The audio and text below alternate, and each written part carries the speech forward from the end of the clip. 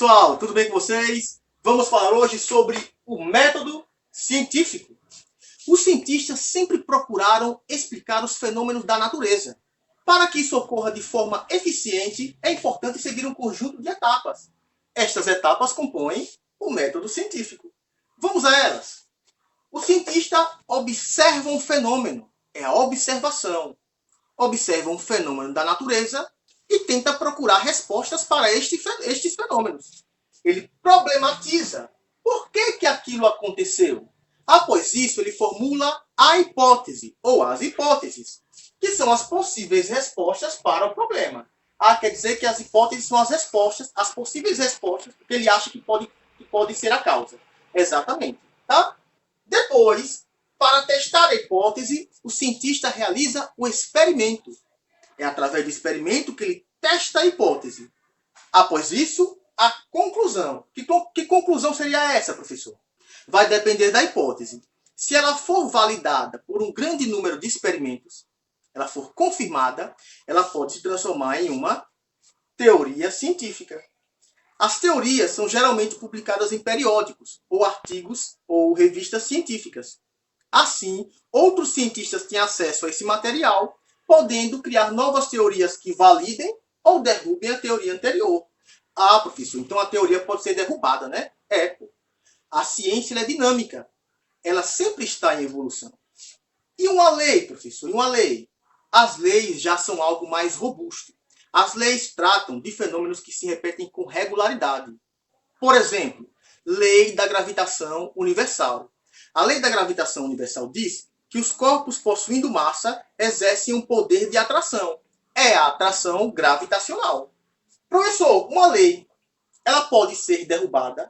Sim, pode ser derrubada. É raro acontecer, mas pode. Por exemplo, a lei do uso e desuso, proposta por Lamarck. O que é que diz a lei do uso e desuso? Que com o uso, uma parte do corpo que é mais usada, ela tende a aumentar em tamanho. Se não usa, ela diminui, tendendo a atrofiar. Era assim que Lamarck explicava o aumento do pescoço da girafa para alcançar a copa das árvores. Então, é uma lei que foi derrubada. Tudo bem? Bom, quando a gente fala experimento, existe o grupo experimental, que é aquele que se realiza a experiência, e o grupo de controle, que é aquele que não sofre modificação. O grupo de controle serve como comparativo para o experimental. Vocês vão entender isso melhor já já. Vamos dar exemplo. No século XIX, existia um médico húngaro chamado Ignaz Semmelweis, que ele observou que as gestantes, a mortalidade em gestantes era muito alta. Elas tinham o filho, pouco tempo depois elas morriam. E às vezes os bebês também. Ele fez estudos em duas clínicas. A primeira clínica existia uma mortalidade muito alta, em torno de 10%. A segunda clínica, a mortalidade era baixa, em torno de 4% ou inferior a 4%. O que foi que ele fez? Ele, observando isso, por que há essa mortalidade tão grande em uma das clínicas? Então ele foi formular as hipóteses, né? Observou o fenômeno da morte das gestantes, problematizou e formulou as hipóteses. Poderia ser a posição durante o parto, a posição da mulher, tentou igualar. Poderia ser o trabalho religioso. Vejam só, até o trabalho religioso, né? Poderia ser o trabalho religioso, igualou também. Ele igualou essas condições e outras e não obteve êxito. Até que, em 1847, um grande amigo dele, trabalhando com cadáver, teve seu corpo cutucado por um bisturi, por um aluno. O aluno, sem querer, cortou ele. Esse amigo dele, pouco tempo depois, morreu de uma doença similar a esta aqui, que acometia as gestantes, que era a febre puerperal. Era esta doença que acometia as gestantes. Após isso, o referido médico, ele pensou e ele raciocinou. Ele percebeu que a primeira clínica, os médicos e estudantes de medicina manipulavam cadáveres e em seguida iam cuidar das gestantes durante o parto. Já na segunda clínica, eram parteiras que não manipulavam cadáveres.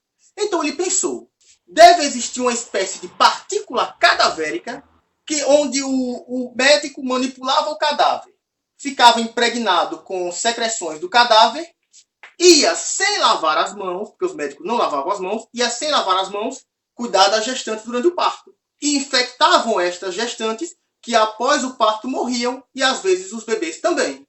O que foi que ele fez? Ele fez um experimento. Ele fez o seguinte: olha, vocês agora vão lavar as mãos antes de realizar o trabalho de parto. Os médicos lavando as mãos eram um grupo experimental. O médico ia, estava trabalhando lá com cadáver, ia lá lavar as mãos, cuidar das gestantes. Grupo experimental. Os médicos que não lavavam as mãos, se mantinham do jeito que estavam, era o grupo de controle, para comparar. Pronto, ele percebeu uma diminuição muito grande da mortalidade, chegando a quase zero. Então ele concluiu que realmente os médicos, impregnados com secreções dos cadáveres, acabavam infectando as gestantes com a doença chamada febre puerperal. Vamos a outro exemplo para vocês compreenderem mais ainda a importância do núcleo.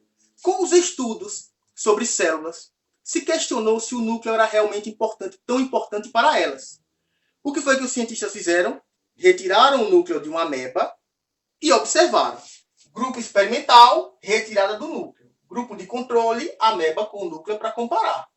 Eles perceberam que a ameba sem o núcleo morreu rapidamente. E surgiu o seguinte questionamento: seria a falta do núcleo que teria matado a ameba ou o procedimento cirúrgico de retirada do núcleo? O que foi que eles fizeram?